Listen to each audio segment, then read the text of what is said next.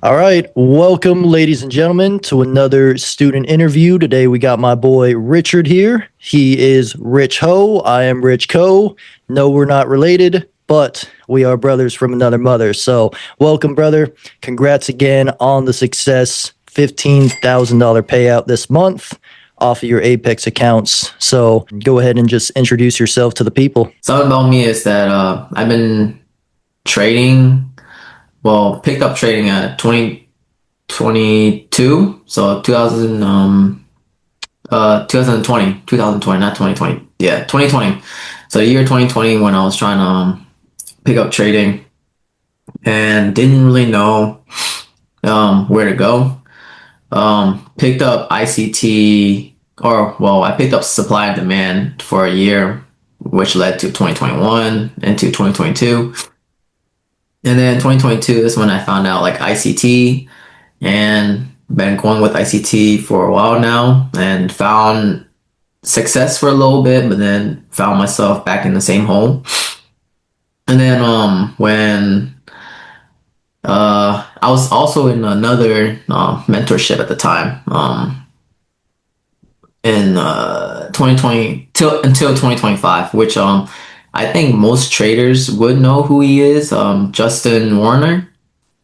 Oh, yeah. I remember you mentioned you were in his group for a little bit. Yeah, I was in his group for a little bit, Justin Warner, and at first I thought it was like legit and everything, and like the stuff he was saying was legit. Psychology aspect was top notch, but the trading side, the analysis was kind of everywhere. Where he would say like, "Oh, I'm not gonna trade Friday," and then end up trading Friday the next week or the following week after that. Mm. Um, but again, I don't know you're gonna put this in, but like I don't want to throw shade at him or anything. Yeah, no, definitely not. I myself actually learned a lot from his YouTube videos too when I was first coming up. So definitely no shade to Justin. I know he definitely is going through some stuff right now, so not sure what's happening behind the scenes. But Yeah. aside from like him himself is trading, like did you encounter any other mentors? I guess kind of what was your experience with those mentors and kind of what was the biggest difference between their groups and the experience that you had here? Um, it was only his group, and the experience so far from here has been outstanding. Um, I noticed way more consistency with the way you trade and compared to the way he trades. It shows like the system that you're trading is more profitable than the way he was trading at the time right now. And it kind of showed me like, damn, this whole time I was doing it wrong. I should be having a system where it's consistent every single day, every single week. And that really helped me like develop that confidence into a system and accepting that sometimes a loss is just another loss and it's still considered as a winning day. And that's what you taught me, and it improved my psychology aspect of like taking and accepting that a loss is still can be defined as a winning day. And yeah. Awesome. Amazing, bro. And what was kind of like your main struggle before you hopped in, or, even right as you hopped in? I remember there's a lot of FOMOing in, a lot of revenge trading. What would you say the biggest thing was that was holding you back at that point? What was holding me back? Setting expectation when I shouldn't be. And Mm. that led to so many other like choices that I regret doing, and it's set me back so much and so many times from my like when I'm always like when there's are times when I'm progressing, but then one setback would set me back like a few weeks, even like a month or maybe even 2 months. And that was the point where I was like, dang, is trading even worth it? Like is trading really the option for me now? And this is when it was on the drive home from Ohio because I just came back from an Arnold convention or a festival, sports Nice. festival. And on the way back, I was like, oh, let me just go on YouTube or something. And then your YouTube channel popped on my your YouTube short popped on my one of my I was just scrolling and then I saw your short. And I was like, oh, let me watch this thing because like I got time, like I got 8 hours in the car. So I was like, let me just watch it. And then after a couple shorts, and then I saw you posted the boot camp, and I was like, okay, this is interesting. Mm, And finished the boot camp in the car, which was like, nice. yeah. So the boot camp was really helpful, and it gave me an insight of like how much knowledge you have, and willing to help, like, and posting it free too, and willing to help other people as well. And that gave me like, I'm like, dang, this guy is legit. He's actually just out here trying to help people, and might as well give him a shot. And that's when I took the leap and did the mentorship. And look at me now, like it helped a lot, like for real. Absolutely, bro. Absolutely. What did you think the main thing was that kind of made that shift? Because I know we assigned you a lot of drills. You watched a lot of the other modules in the course. What do you think was the main thing you did differently that changed your situation from before, kind of blowing accounts, not getting the payout to, locking in your first, 5-figure payout? It was your model, the bottom and tick model, where it helped me manage taking a lot of trades when I shouldn't be. That is the turning point when I was like, okay, well, if I don't see my role aligning or my model aligning, then I'm not going to take a trade. And that was the real progression I have in my journey, was being able to sit on the screen and like accept like, oh, my model's not there, might as well get off. Before I would try to look for a setup, and I believe that was like subconsciously trying to force a trade or force what I'm trying to see, what I wanted to see, but it wasn't really there. But with the rules that you set for me, and then the model that you also presented to me, it helped me limit from taking and over trading a lot during the few past months. And it narrowed that, because back then I would be trading like 1 or 2 trades per day, and now I'm just taking like 1 or 2 trades per week. Nice. Yeah. Awesome, man. So like trimming down that trade frequency and then just finding something that's mechanical. So there's no like in between gray area where you can potentially see like a setup, but maybe you're, trying to see a setup instead of it actually being there. Okay. Awesome. And then what about like from a psychological perspective? Like what shifted you from before when you would take a loss, you viewed it as a bad thing or a negative, to now, losses are just part of the equation now. When I take these losses, I would message you, and be honest about it. And you gave me like really, really good advice. And it was like one advice where, I took like a not major loss, but like a major setback where I didn't know I was setting expectation for myself. And you pointed out that at that moment, that's when I started setting expectation. That's just the reason why the way I performed that way. It really helped me when you messaged and you knew what was going on. After I told you what was like what happened throughout the week or weekend, and you automatically immediately knew that, hey, this is what you did, and you're basically subconsciously setting expectation to the market when you shouldn't be doing it. Mm, And I guess it's like the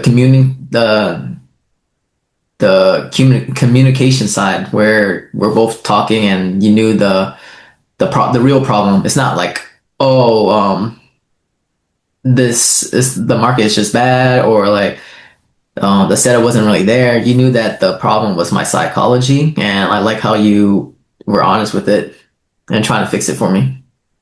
Definitely. Yeah, I do remember that moment. And that was just before you locked in that payout too. Yeah, So it I was. kind of didn't know like what happened after that because you took in the advice. You said, thanks, this is just what I needed. And then I kind of didn't hear from you for about a week, week and a half, and you pop up with a payout of like Yeah. 15K. So I was like, oh snap, that was really the lever there. But no, it's true, man. Expectation, even just goals in general. Like it's good to have goals, but if you're, using trading as too much of like a vehicle for those goals, it can make you, add unnecessary pressure from your outside life and kind of bring it into the market where you want to kind of have like a kind of neutral position in trading. You don't want to go in expecting a win. You don't want to go in expecting a loss. You kind of just want to leave it all up to the market. And then just, if it's there, it's there. If it's not, you can kind of move on from it. So no, Yeah. I'm really glad that was able to help. Overall, how has your experience been like aside from the technicals, aside from like the trades themselves? How's your experience been like with the mentorship and with the one-on-one? Um, it's been really good. Like, I don't regret investing into the mentorship, and even by now, which has only been like I think it's my month and a half. Being into the mentorship, I still don't regret it, and I would do it over again. I would pay even more for the value and the lessons and the communications you give into the mentorship. And I think most people who are out there deciding or hesitating, um, they should go through the boot camp on YouTube and see like the stuff you talk about on YouTube is actually helpful as well. Um, but if people are like hesitating, I wouldn't be hesitating because the first time I saw you on YouTube is low key the same way the mentorship is right now. Like low key, really, really helpful, and there's nothing wrong with I don't regret making the choice of joining the mentorship. Definitely. No, that's amazing, man. That's amazing. And we still have a long way to go too, so we can, scale you up. I'm excited to kind of implement some of the account management systems and also, grow it beyond just one firm. So definitely excited, man. Also, like, give them a little context as far as like just from a personal perspective, like if you're comfortable, how old are you? Like what was your background before this? Like were you working, going to school? Kind of like what was your day-to-day life like? I'm 24 now, and I did get a degree while I was also learning trading in info side. But after I got out of college and got my degree, there's not really that much in demand of info side because AI is out there trending right now. So computer side is like kind of shaky, and I was like, I'm glad that I took up trading and trying to learn trading while I was in school. And at the time, I wasn't working. I was doing a part time. Well, I was working, I guess, but I was doing part time. Luckily, my parents has a business, and I was just working there on the weekend and trying to make money. And then I guess how did you kind of balance that with trading? Um, with trading. So when I was in school, I would low key schedule all my classes or my college classes after trading session, which was like I keep a rule to myself too. I don't trade after 11. So I would just set my classes like 12, 1, and later so I can Mm. focus on training as well during the weekdays. And on the weekend, I just work at the my parents' business.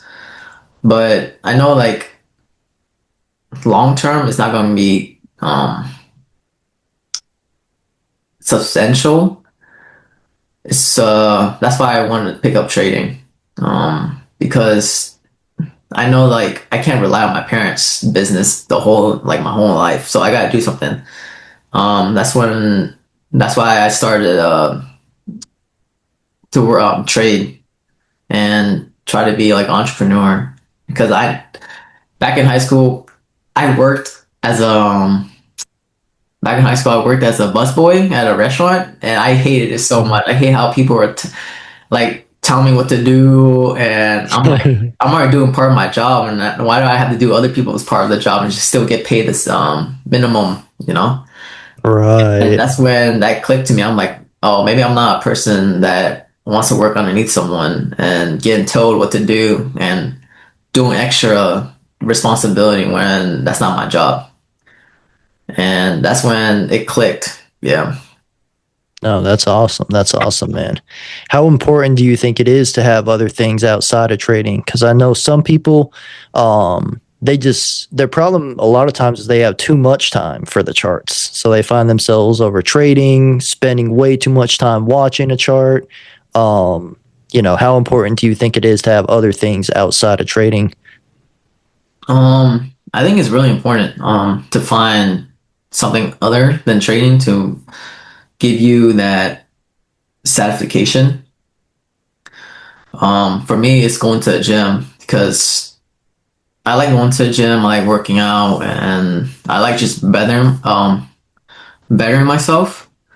And at first, when people are like, "Oh, you gotta be disciplined," outside you gotta be disciplined. Whatever you do outside affects what you do in trading. And so before, I thought I, for some reason, I thought like, oh, if I go to the gym, I'm more disciplined, but that's not the case. Like it could be the case for some people, but I treated the gym as like a punishment, which I shouldn't be doing, Hmm. and that kept me on the screen even more, trying to like, oh, if I do bad today, I'm gonna be punishing myself in the gym. But ever since I joined the mentorship, it switched my mindset. I'm like, wait, I should be looking at the gym where like I'm going there just to be punished. And now these days, when I go to the gym, I have a lot more fun with it, and I look forward to going to the gym because the mentality of switching from like what you be telling me is like find something other that you enjoy doing. And deep down, I do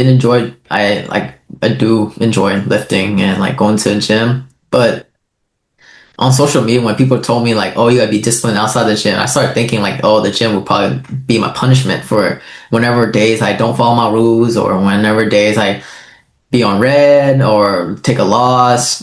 But now when I do take a loss and everything and I do follow my system or follow my rule, it's still a green day. I don't think like going to the gym is losing or a punishment anymore. I feel like it's a uh another hobby of mine, basically.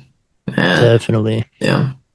No, I like how you broke that down too, because a lot of people do kind of get that misconstrued. And I definitely did at the beginning too. I thought discipline meant like kind of whipping yourself into submission. And I think Yeah. that a lot of that also comes from like, in our culture and stuff, it's very much like, no fun allowed. Like perform only. And like if you don't perform, if you don't win, you're basically a loser.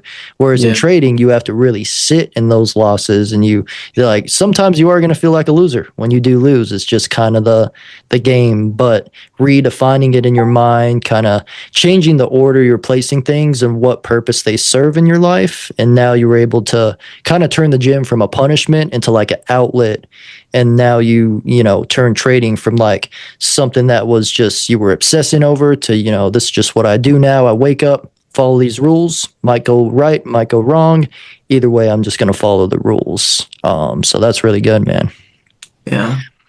Hey, you said Awesome. it better than me. No, man, you definitely broke that down much better than I did just now. But I think last question would be, is there any advice you give to like a trader who was in your position previously or someone who's struggling with some of the things? Like what's one piece of advice you would leave them with? Be honest with yourself. That's the most important thing is being honest with yourself.